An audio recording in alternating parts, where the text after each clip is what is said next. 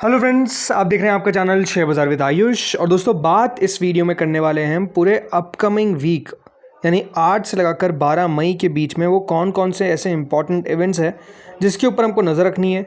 ये भी जानेंगे दोस्तों मार्केट्स किस तरीके से इस हफ्ते ट्रेड कर सकते हैं, कौन कौन से वो स्पेसिफिक इवेंट्स हैं जिससे दोस्तों बाजार में आप कह सकते हैं या तो तेज़ी आ सकती है या गिरावट आ सकती है। तो सबके ऊपर दोस्तों इस वीडियो में हम चर्चा करेंगे, तो वीडियो आप लोग देखिएगा पूरा। लेकिन उससे पहले अभी तक अगर आपने चैनल को सब्सक्राइब नहीं किया और फर्स्ट टाइम विजिट किया तो ज़रूर सबसे आप लोग चैनल को सब्सक्राइब कर लीजिएगा। तो फ्रेंड्स, हमने फ्राइडे को क्या देखा? फ्राइडे को हमने दोस्तों निफ्टी को गिरता हुआ देखा लगभग 50 पॉइंट्स। और पूरे हफ्ते के अंदर निफ्टी ने जो कारोबार किया कुछ इस तरीके से था कि 1% दोस्तों निफ्टी जो है वो हमको गिरता हुआ दिखा। यानी ओवरऑल आप ये कह सकते हैं कि दोस्तों मार्केट में कोई उतना खास अच्छा मोमेंटम था नहीं। बाजार में आपको गिरावट देखने को मिली। 5 दिनों में लगभग 1% निफ्टी टूटता हुआ देखने को मिला और ओवरऑल तेज़ी का अभी भी नामो निशान नहीं है। बाजार में अभी भी आप कह सकते हैं कि दोस्तों बुल वर्सेस बियर में बियर काफ़ी आगे चल रहे हैं और ये काफ़ी आगे पिछले एक हफ्ते से नहीं, पिछले 6 महीने अगर आप देखेंगे तो अब निफ्टी 10% नीचे और एक साल के अंदर जो गिरावट है वो दोस्तों लगभग 7% की है। तो आप समझ सकते हैं कि मार्केट्स में हालात कितने ज़्यादा ख़राब है कि निफ्टी अब एक साल में कोई पॉजिटिव रिटर्न भी डिलीवर नहीं कर पा रहा है। इस तरीके की हालत दोस्तों निफ्टी की आपको देखने को मिल रही है। इसके अलावा अगर बैंक निफ्टी की बात करते हैं तो पिछले हफ्ते दोस्तों बैंक निफ्टी ने तब भी आउट परफॉर्म किया निफ्टी के मुकाबले। लगभग 188 पॉइंट्स की तेज़ी के साथ फ्राइडे को भी बंद हुआ और पूरे हफ्ते के अंदर भी दोस्तों अगर आप देखेंगे तो तेज़ी के साथ कारोबार करता हुआ देखने को मिला है 0.29%। यानी ओवरऑल दोस्तों जो मूव आया वो आपको अप मूव देखने को मिला, कोई गिरावट यहाँ पर देखने को नहीं मिली, राइट। तो ये तो दोस्तों हमने बात सारे लोकल बात की है, लेकिन इंपॉर्टेंट क्या है कि अब कौन से वो इवेंट्स है जिसके ऊपर दोस्तों बाजार की नज़र रहेगी। तो चलिए फर्स्ट इवेंट से शुरू करते हैं और वो इवेंट कौन सा होने वाला है? वो है दोस्तों बेसिकली कल का रिएक्शन। कल जो मार्केट रिएक्ट करेगा यूएस मार्केट के ऊपर। दोस्तों फ्राइडे को यूएस मार्केट्स में आप कह सकते हैं एक ब्लड बाथ देखने को मिला है। ऐसी गिरावट यूएस मार्केट ने भी नहीं देखी थी जो कल के दिन यानी फ्राइडे के दिन होती हुई देखने को मिली है। डाउ जोन्स लगभग दोस्तों 1.35% की गिरावट के साथ बंद हुआ। 695 पॉइंट्स की गिरावट हमको देखने को मिली। 50,866 पे जाकर डाउ जोन्स बंद होता है। और डाउ जोन्स तो आप कह सकते हैं दोस्तों कुछ भी नहीं है। नेस्डेक को देखिए, लगभग नेस्डेक दोस्तों 4% एक दिन में, याद रखिए ये इंडेक्स है जो आपको 4% गिरता हुआ देखने को मिला है। 1000 से ज़्यादा अंक की गिरावट जो है वो आपको एक दिन में नेस्डेक में देखने को मिल गई। और जो आप कह सकते हैं एआई के दम पे नेस्डेक लगातार दोस्तों भागता हुआ देखने को मिल रहा था, अब सवाल या निशान एआई पर ही दोस्तों उठते हुए देखने को मिल रहे हैं। और अब एक सवाल सबसे ज़्यादा जो बढ़कर आप कह सकते हैं सामने आता हुआ देखने को मिल रहा है कि क्या एआई बबल जो है वो अब आपको बर्स्ट होता हुआ देखने को मिलेगा। यानी क्या एआई बबल जो है वो पूरा वो अब आपको फटता हुआ देखने को मिलेगा। जिस तरीके से एआई पे आप कह सकते हैं कंपनीज ने बहुत फोकस किया, बहुत पैसे खर्च करें, अब क्वेश्चन ये निकल कर आता है कि क्या एआई पैसा बेसिकली बना भी पाएगा कि नहीं बना पाएगा। और एआई का जो इंफ्रास्ट्रक्चर है वो बेसिकली क्या वायबल भी है कंपनीज के लिए कि इतना पैसा निवेश करे और उसके बाद एक्सपेक्ट करे कि वो इससे अच्छा पैसा बना पाएंगे। क्योंकि दोस्तों एआई के ऊपर खर्चा तो कंपनीज ने बहुत किया है, बट सवाल ये निकल कर आता है कि एआई से आखिर कितना पैसा आप सामने बना पाएंगे।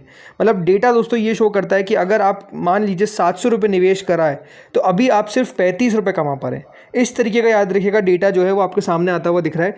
और ये डेटा क्या सजेस्ट करता है?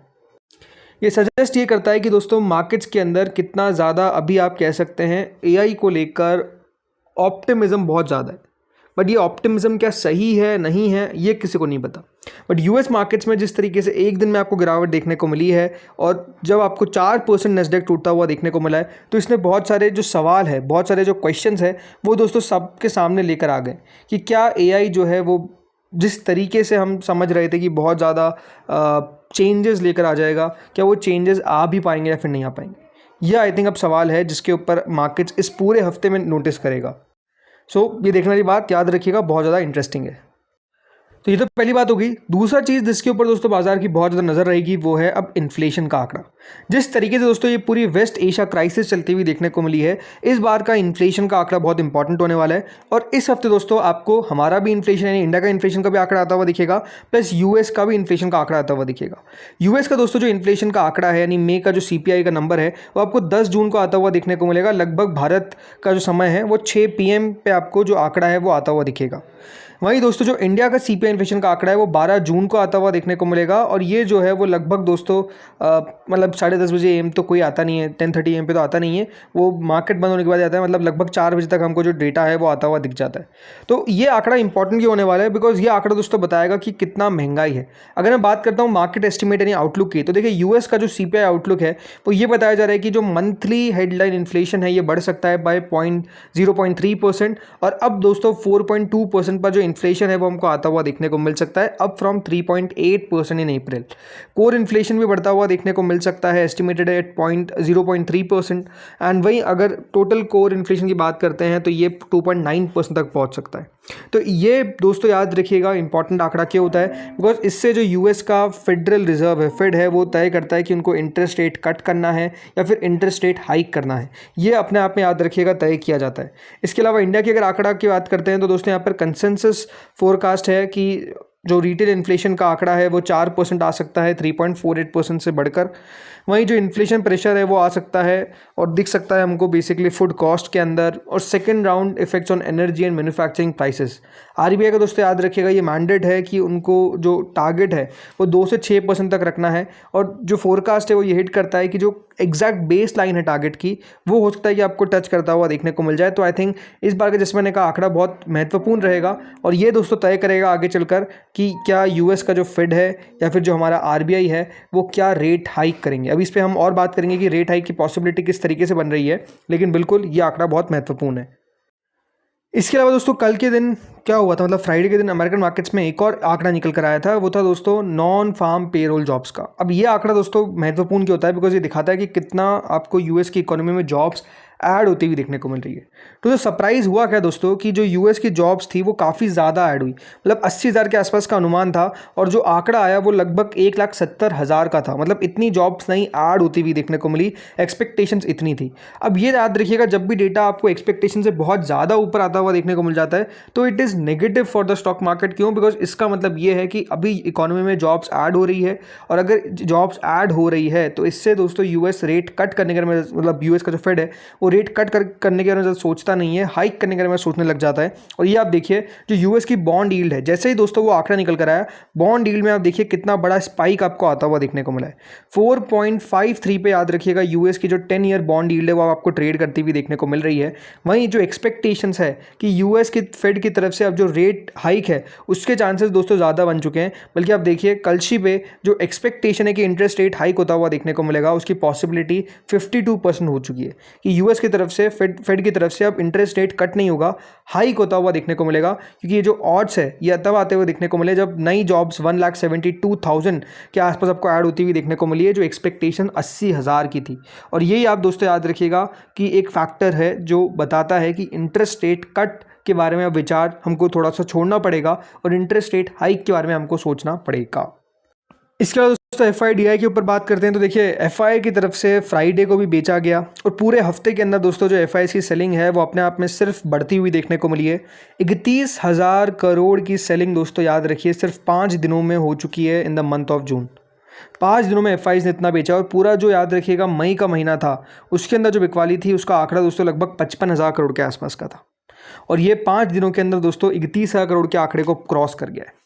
तो ये क्या दिखाता है कि आरबीआई की तरफ से बड़ी कितनी भी कोशिश की जा रही हो, जिस तरीके से टैक्स वेवर्स का अनाउंसमेंट किया, जीसेक में कैपिटल गेंस को हटा दिया, और आरबीआई पूरी कोशिश कर रही है कि रुपये को जो है वो बेसिकली मेंटेन रखा जाए। 100 रुपये का तो आंकड़ा एटलीस्ट अभी ना छुए तो बेहतर है। फ्राइडे का ऐसा हुआ भी, जिस तरीके से आरबीआई की तरफ से वेवर्स का अनाउंसमेंट किया गया फॉर द एफआईआईज, उससे दोस्तों जो रुपया है वो आपको काफ़ी ज़्यादा मजबूत होता हुआ देखने को मिला डॉलर के सामने, और काफ़ी रिकवरी हमको आती हुई देखने को मिली रुपये के अंदर, जो 95 के नीचे अब आपको ट्रेड करता हुआ दिखता है। लेकिन बात क्या है कि दोस्तों स्टॉक मार्केट से रिलेटेड जो एफआईआईज का इन्वेस्टमेंट है वो अभी भी आपको आता हुआ दिख नहीं रहा है। सेलिंग लगातार प्रोसेस्ड है, महीनों हो चुके हैं, मतलब साल हो चुके हैं, आप तो ये भी कह सकते हैं कि एफआईआईज की तरफ से बाइंग ही नहीं आ पा रही। तो ये क्यों हो रहा है, ये अपने आप में दोस्तों एक इंपॉर्टेंट पॉइंट है, क्रिटिकल पॉइंट है, जिसके ऊपर सब नज़र रखे हुए हैं। इसके अलावा अगर हम बात करते हैं तेल के बारे में, तो चीज़ें वहाँ पे अभी आप आप कह सकते हैं थोड़ी सी मेंटेन है, मतलब वहाँ पर उतनी बुरी नहीं है। ब्रेंट 90 के आसपास ही ट्रेड करता हुआ देखने को मिल रहा है, 100 के नीचे 93 पे 2% की गिरावट देखने को मिली ऑन फ्राइडे। एंड WTI के अंदर भी दोस्तों गिरावट देखने को मिली, 90 के नीचे भी हो सकता है कि आपको स्लिप करता हुआ देखने को मिल जाए। स्टिल जब तक आप कह सकते हैं कि दोस्तों एक आउटकम जो है, फाइनल आउटकम जो है वो निकल कर नहीं आ पाता, एक फाइनल डील जो है वो रीच नहीं हो पाती है और दोनों देश युद्ध बिल्कुल बंद कर नहीं देते हैं, स्ट्रेट ऑफ हॉर्मुज को पूरी तरीके से नहीं खुल जाता है, तब तक दोस्तों कच्चे तेल के ऊपर आपको इसी तरीके से प्रेशर देखने को मिलेगा। प्रेशर इन द सेंस कि 90, 95, 100 के आसपास आपको झूलता हुआ देखने को मिलेगा। अगर हमको एक बड़ी गिरावट चाहिए तो पूरा दोस्तों डील हो जानी चाहिए, प्लस जो युद्ध है वो परमानेंटली स्टॉप हो जाना चाहिए, वो इंपॉर्टेंट है। बट वो अभी तक नहीं हो पा रहा है, इसलिए अगर आप देखेंगे तो अभी भी थोड़ा सा प्रेशर है। बाकी दोस्तों फ्राइडे को इसके अलावा और क्या हुआ, फ्राइडे को दोस्तों हमने देखा कि जो सोना है वहाँ पर भी बहुत गिरावट देखने को मिली, सोने चांदी में भी भारी गिरावट आपको आती हुई देखने को मिली। सिल्वर ने दोस्तों यहाँ पर सबसे ज़्यादा लॉसेस जो है वो देखे फ्राइडे को, बिकॉज जो आंकड़ा है US में जॉब्स का वो बहुत अच्छा आता हुआ देखने को मिला, यील्ड्स बढ़ती हुई देखने को मिले, डॉलर स्ट्रॉन्गर होता हुआ देखने को मिल गया। इसलिए जो प्रेशियस मेटल है इनकी डिमांड जो है वो आपको कम होती हुई दिखी और गिरावट जो है वो बेसिकली हमको आती हुई देखने को मिली है। गोल्ड की प्राइसेस लगभग 1% तक डिप होती हुई देखने को मिली है, लेकिन MCX के जो फ्यूचर्स हैं वहाँ पर ऑलमोस्ट 2.47% आपको गिरता हुआ देखने को मिला है। जुलाई के फ्यूचर्स में 6.27% की गिरावट देखने को मिली है। तो एक बड़ी गिरावट जो है वो हमको देखने को मिली है फ्राइडे को इन द फ्यूचर्स। अब देखते हैं यहाँ पर क्या होता है मंडे को। लेकिन हाँ, ये सारे इवेंट्स हैं जिसके ऊपर दोस्तों हमको नज़र रखनी है। इस वीडियो में तो दोस्तों इतना ही था। होपफुली वीडियो आपको बढ़िया लगा होगा। अगर आपको वीडियो अच्छा लगा तो लाइक कर देना, चैनल से पहली बार जुड़े सब्सक्राइब कर देना। Thank you friends for watching this video.